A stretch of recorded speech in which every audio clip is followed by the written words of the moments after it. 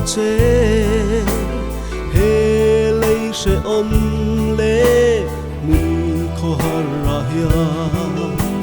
cha vin cần rum bùi tu ăn ôm lâu lệ à lệ chung thăng và na po nắng châu ini gần áo chế Israel te pathia ma ngày tu pathia nắng lâu chu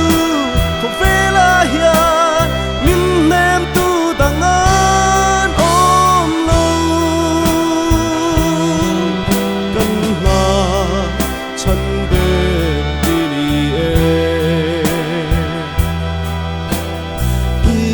lâm hồi in cần ava chế lâu ngày thà la ô cần trông trai na hi mana imite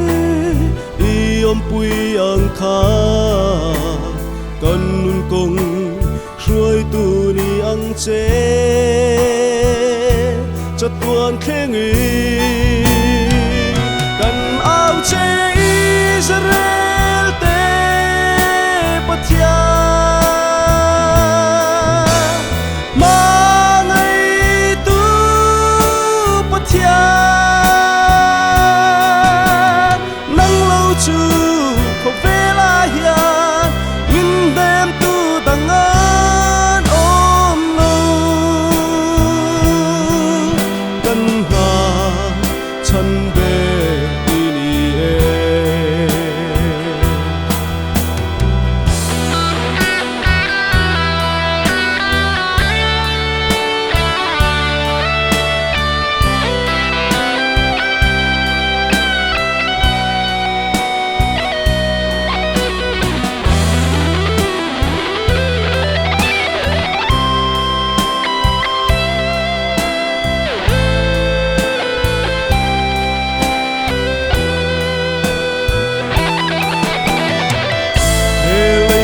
ôm nắng ăn cần lao tô lô thì là tên khá ăn giar vàng hiền cha vinh cần kun ring tô nem mi lê cần vinh Christa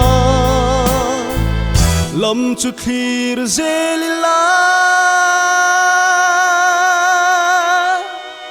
cần áo chế